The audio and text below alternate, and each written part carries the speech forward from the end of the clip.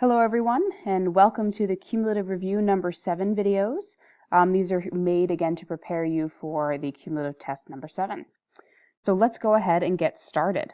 I hope that you've attempted a lot of these problems first on your own before you watch the video, and you can skip around of course and go to the problems that you need more.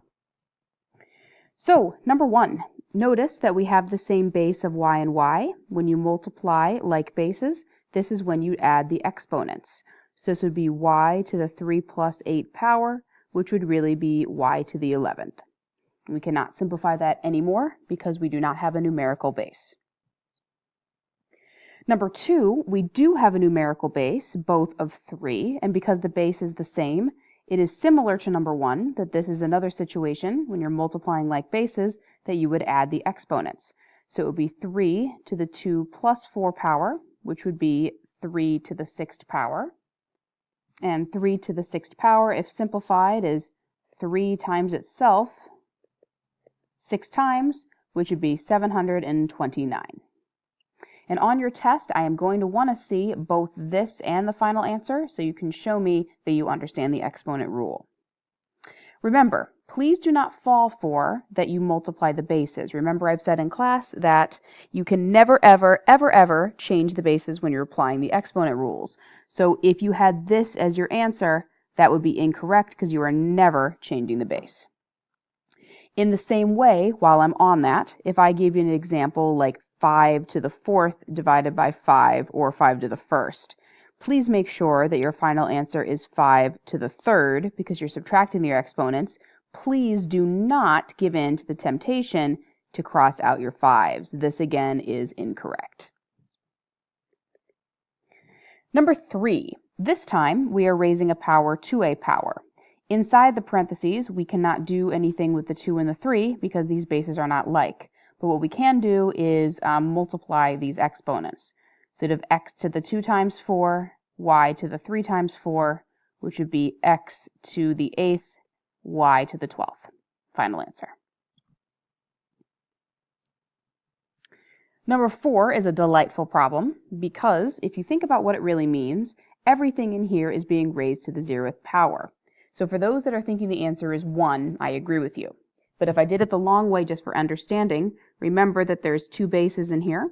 So this is really 3 to the 1st times 0, x to the 5th times 0, which would be 3 to the 0th times x to the 0th. 3 to the 0th is 1, and x to the 0th is also 1, which is why the final answer is just 1. If you just had the answer of 1 without this work, that is okay. I am just doing it to be clear. Number 5, order of operations says let's always look at parentheses first, and let's apply the power to a power. So if I look at this position first, there are 2 bases inside. So we'd have negative 2 to the 1st raised to the 2nd times x to the 3rd times 2 times this other x squared. Negative 2, I'll write it more neatly. So this is negative 2 squared times x to the 6th times x to the 2nd. Negative times negative is a positive, so this is a positive 4 x to the 6th times x to the 2nd. The last thing we could do is, because these are like bases, we could combine them. 6x is here and 2 here.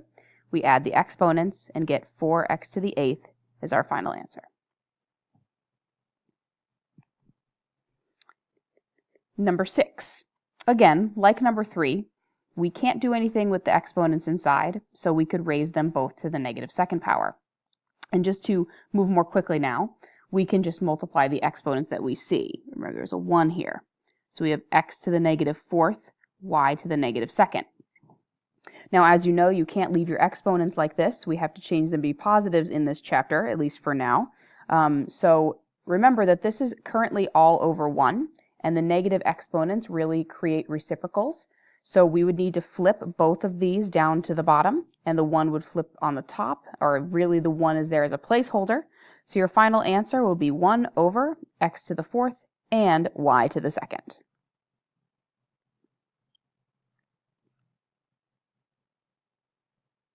Number 7 is almost the opposite of the problem we just did. We have x to the negative 4th on the bottom. We cannot have negative exponents in this chapter, so we would flip this upwards. And remember, there is a 1 technically in front of there also, so we would have this, 1x to the 4th on the top over the 1 that's already there. But as you know, we do not need either one of these, so my answer could just be x to the positive 4th.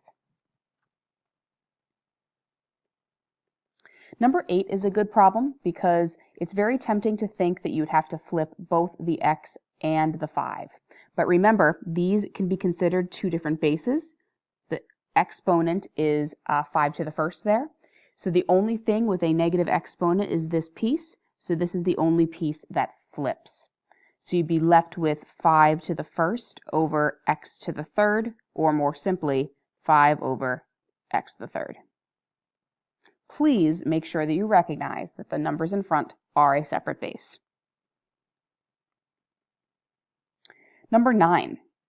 We have 8 times everything else raised to the 0th. Well, based on a previous example that we've done, if everything inside the parentheses is raised to the 0th, all of this portion is really equal to 1. However, the 8 is not being raised to the 0th. It's the power of 1. So the 8 is still in front. So my final answer, 8 times 1, would be the number 8.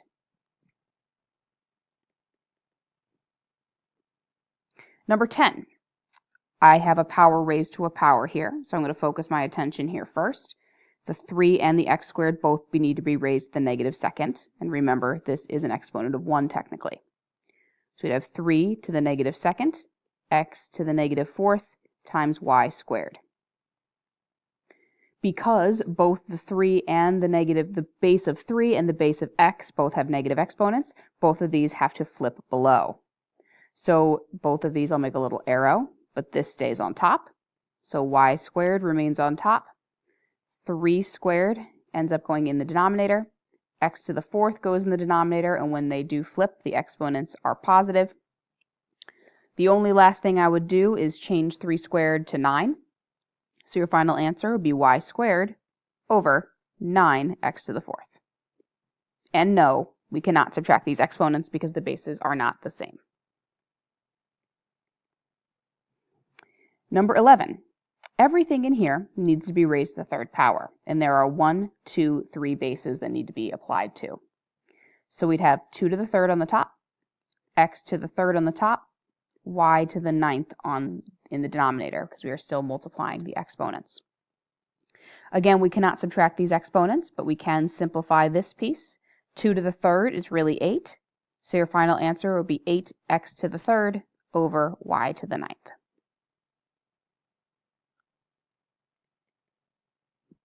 Number 12, just like 11, everything in here needs to be applied, the exponent needs to be applied to both. We are still multiplying exponents, but just be careful with your signs. We have x to the negative 8th on top now, and we have y to the negative 12th in the denominator. Because both of your exponents are negative, the x to the 8th needs to flip down, and the y to the 12th needs to flip up, because again, negative exponents are really reciprocal functions. So my final answer would be y to the positive 12th on the top and x to the positive 8th in the denominator.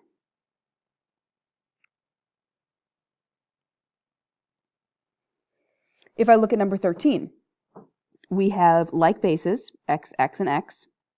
This is a situation that we are going to be adding our exponents because we have no power to a power.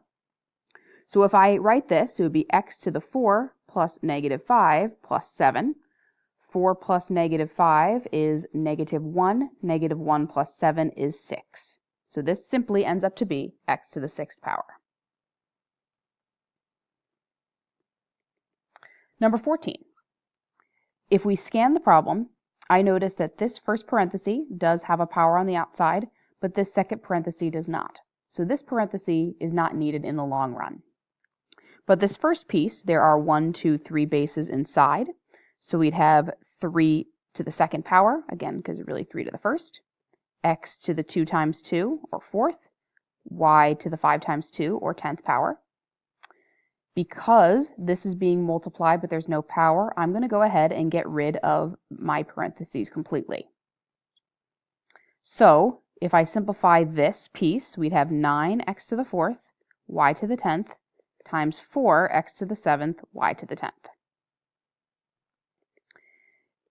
The 9 and the 4 are not like bases, but you can consider them regular numbers. So I'm going to multiply those and have that in front. 9 times 4 is 36. I do, however, have like bases here and here. This is a situation, again, where I add my exponents because I have 4 x's here. This means x times x times x times x. And then there's 7 x's over here. So that would be x to the 11th power. And then if I have y to the 10th, that will be y to the 20th power. So this would be my final answer for number 14.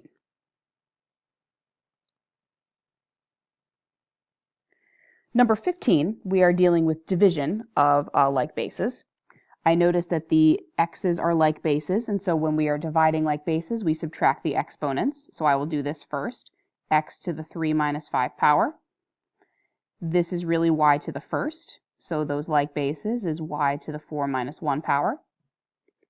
Now the 8 and the 4, again, are not like bases, so we cannot subtract the exponents, but we can, like number 14, treat them like regular numbers. So you are really doing 8 divided by 4, which would get you a 2.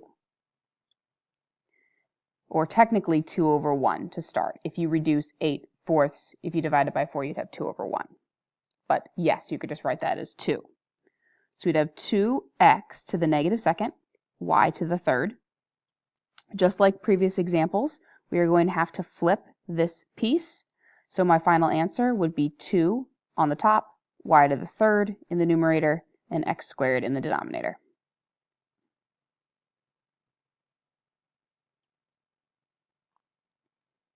Number 16. This is a good problem, and I remember a lot of you missed a problem like this on the quizzes in class. So number 16, your goal again is that if you have like bases, you can subtract your exponents. I am going to first rewrite this problem because the denominator does not match up perfectly, and I would like it to. So I'm going to put x to the third first and then y to the negative fifth so I can clearly see what's going on. If I notice my like bases here, I would subtract my exponents. I'll worry about the numbers in a bit. So it would be x to the 7 minus 3. And if I worry about these like bases, I'd have y to the 3 minus negative 5.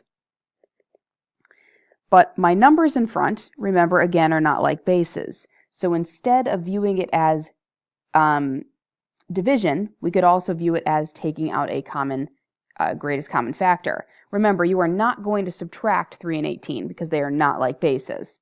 So if for now I'm going to write 3/18 here, but I want you to notice that you could divide both of these by 3. So if you did so, that would reduce this to 1/6. So here's what I have so far. 1/6, x to the 7 minus 3 or to the fourth, y to the 3 minus negative 5, which is really a plus, so we'd have y to the 8th power. So this is how you could write your answer, or if you prefer, you could have 1x to the 4th, y to the 8th on the top, all over 6. Or even better, you could just drop the 1 and have x to the 4th, y to the 8th, all over 6.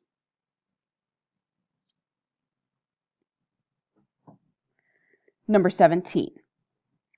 I am going to apply and get rid of the 3 and get rid of the parentheses to start off. So I'd have negative 2 to the third, x to the third, times y squared, over x to the second. If I actually simplify this, negative 2 to the third is negative 8, x to the third, y squared, all over x squared. The only pair of like bases that I see are here. So I'd leave the negative 8. If I subtracted these exponents, it would be x to the 3 minus 2, which is x to the first, which would be on the top, and then y squared. The reason it would be in the numerator is because there was more x's to start there in the beginning. This is the last problem we're going to do in this video. We don't have time. I'll continue on the next one. What I would like to point out, though, is that the negative 8 does not flip the denominator to the denominator because the exponent on the 8 is a 1. So this would be your final answer for 17. So please join me on the next video to start with number 18. Thanks.